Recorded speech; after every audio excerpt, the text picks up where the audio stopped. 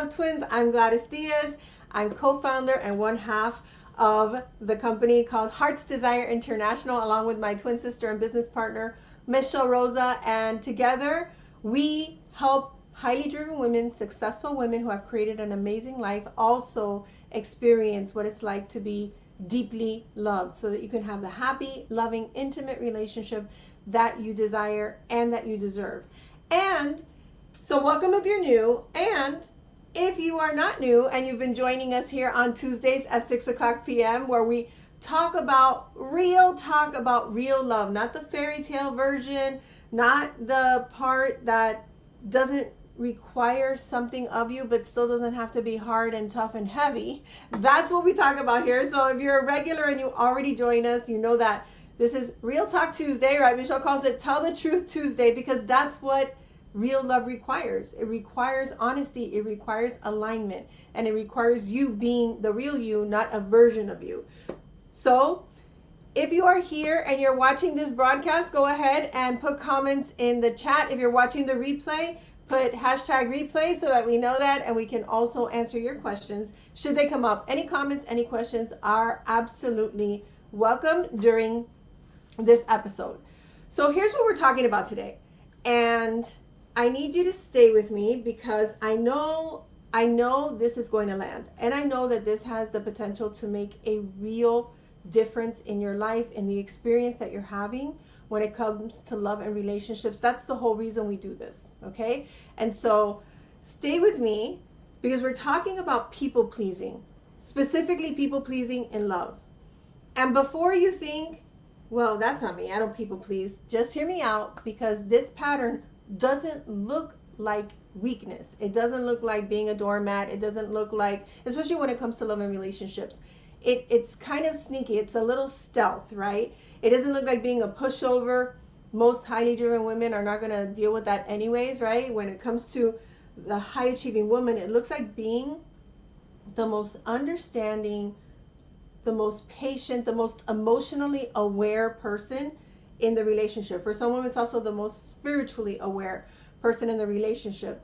And that's exactly why it's so easy to miss. It's just easy to miss it.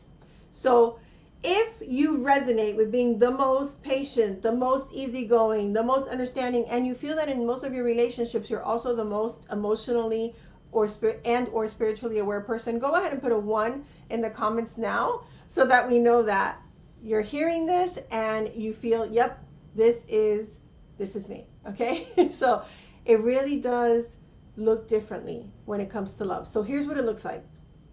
Most women hear people pleasing and they think, oh, that's the woman who, she can't say no. She does everything people ask her to do. She has no spine. She's not strong. And that's not what we're talking about today. It looks a little differently in love, like I said. We're talking about the woman who has a spine in every other area of her life. And then something shifts when she's dating someone that she really likes, or she's in a relationship, and she just starts to feel like she's not truly being herself. But here's the thing, something feels off, and a lot of times you think it has to do with him, not with what's actually going on over here. So suddenly she becomes incredibly good at reading the room, right? She's reading the room, she notices when she seems off, and she starts thinking about what she says before she says it. And not because she's being dishonest, she wants to be herself, but because she genuinely doesn't want to disappoint him or create distance or risk messing things up. So she starts being hyper vigilant, hyper aware of what she's saying and what she's doing. And then how it looks in interaction with the man, she starts giving him the benefit of the doubt a little longer than she normally would in any other area of her life, in business, in conversations with friends, family members, colleagues. When it comes to love, she becomes the one who is consistently managing the emotional temperature of the relationship. She's keeping it stable. She's keeping it comfortable, usually comfortable for him. Okay? And on the surface, this sounds really caring. It sounds loving, understanding, and compassionate. By the way, if this is resonating, just put it resonates, right? It resonates in the chat. Because if you're a loving, generous person, kind and compassionate, it may just sound like, okay, I'm just being caring when I'm doing that. I'm being loving. But here's what's actually happening underneath the surface. When a woman is engaging in this kind of people pleasing in love, she's started to shape herself around what feels acceptable, what feels lovable, and what feels easier for the other person to receive. So she's shaping herself. She's not becoming somebody completely different, but she's trying, because she's reading the temperature of the room, trying to maintain the stability of the emotional temperature. She's shifting and shaping herself to make sure that everything stays okay. It feels acceptable. It feels easier for the other person to receive. I want you to just sit with that for a moment, because that's one of those tell the truth moments. Think about the times when you've done that. And here's the thing. When you're doing that, you are not faking, right? You're not faking. You're not pretending. You're genuinely, want to create a real connection. What happens is that slowly, and this is the part that's stealth and sneaky that I was talking about before, you start to disappear.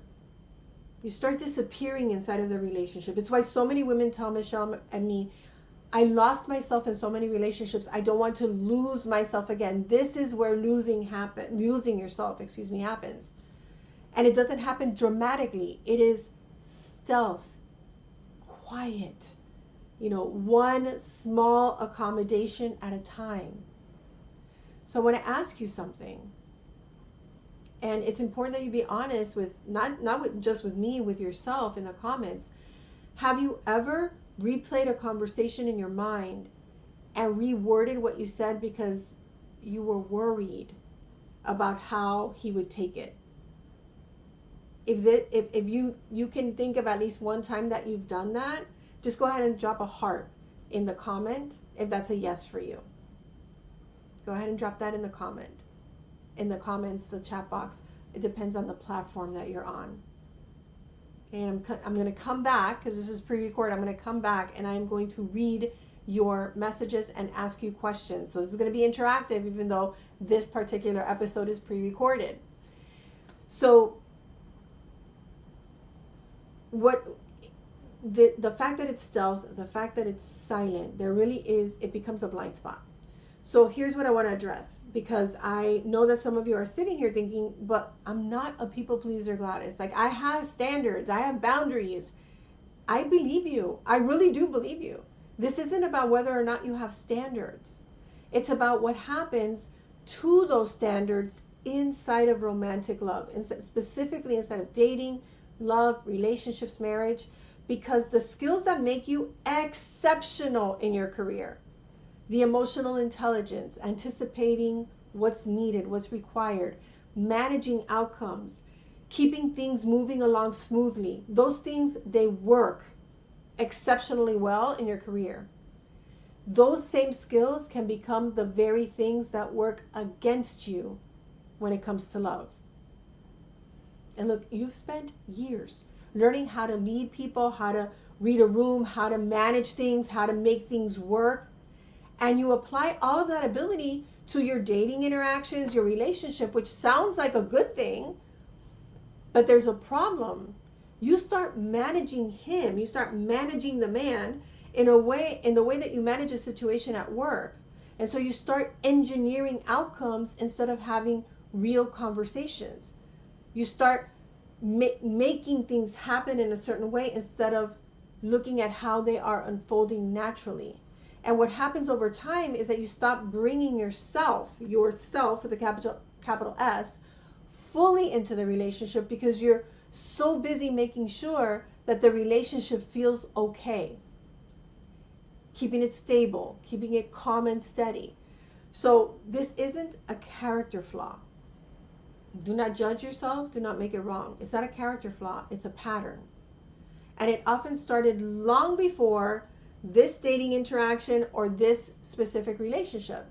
Many of us learned early on, that love was connected to getting things right, to performing correctly. That if you were good enough and patient enough and easy enough to be around, then love would feel safer. And that comes from way before your first romantic relationship. And so the same pattern gets built into your nervous system.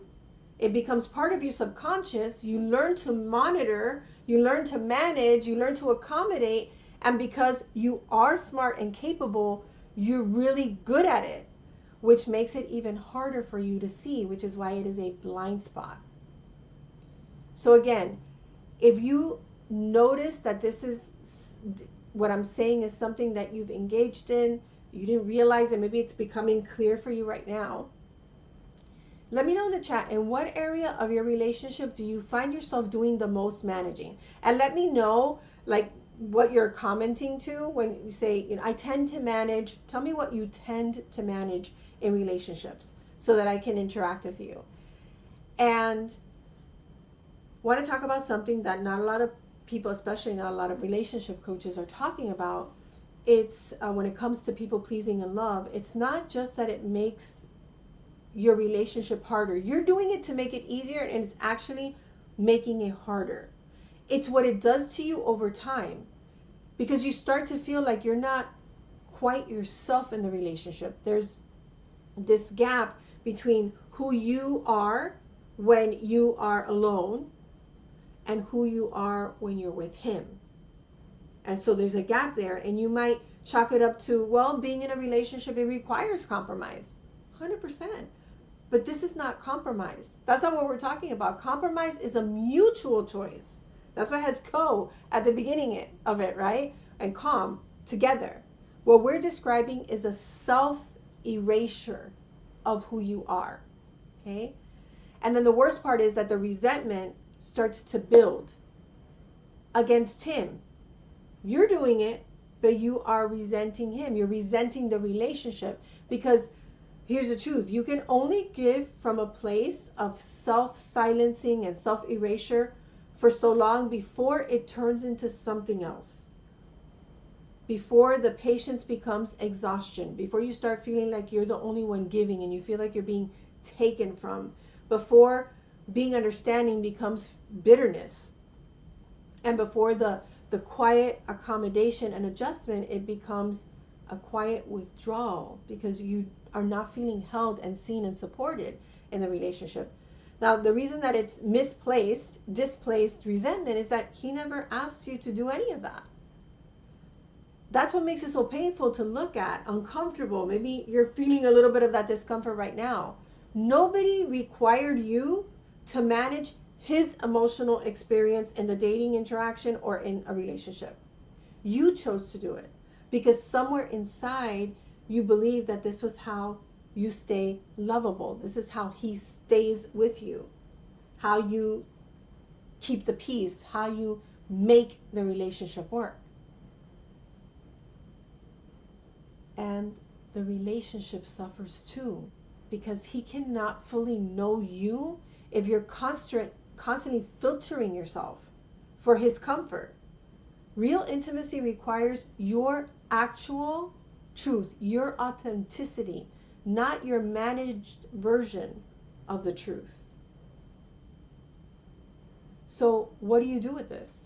Because you know, and I know, some of you know that you're nodding along and you're also wondering, okay, but what does the alternative actually look like? If I stop managing, if I stop accommodating, if I stop smoothing everything over, doesn't it all fall apart? Like, how's this going to stay together? And that fear is real.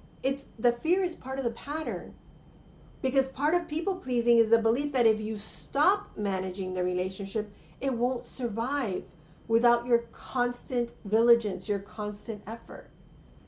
And I want to say something about that. The right relationship does not ever require you to disappear inside of it in order for it to survive. It doesn't. And stopping the people pleasing doesn't mean that you all of a sudden are going to become cold and difficult, demanding, because that doesn't work either.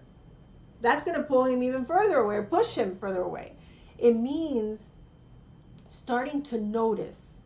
This is where emotional intelligence comes in. Starting to notice in the moment when you're choosing his comfort over your truth, when you're editing or erasing yourself before you speak, when you're making yourself a little smaller or almost invisible to make the space feel safer. And it means starting to ask yourself, like, what's actually true for me right now? What do I actually need? And then, this is the harder part. It means being willing to say what is actually needed. Like, what do I actually need? What do I actually mean? What is actually true for me? Being willing to say it is what takes courage, even if it feels uncomfortable, even if the response isn't perfect or what you were hoping for. Because what I know to be true, like my name is Gladys Diaz, is that a man who genuinely loves you and wants a real future with you will not fall apart because you have needs too. He will not leave you because you tell the truth. If he does, that's all the information you need. Honestly, it's all the information you need to know that this isn't it. Because the kind of love that you want, the kind that sees you, believes in your dreams, supports you, wants to build a life alongside you, the kind of love that has room for your full self, it requires your full self. It can't be truly known and truly loved in your managed, filtered version of what love could be or should be. So what begins to change when you stop is that you start feeling like yourself again. You start noticing what you actually want. You begin to trust in your own voice inside of the relationship, outside and inside of it. And the connection in the relationship, it grows from that place. That's what aligned love looks like. That's what aligned love actually feels like. So I'm going to ask you a question and I'm going to make an invitation. What's one area where you want to stop managing? So start your sentence with, I want to stop managing, and tell me what you want to stop managing in your dating experience, in your relationships, so that you can start being more yourself, right? Your real self. Go ahead and let us know in the comments.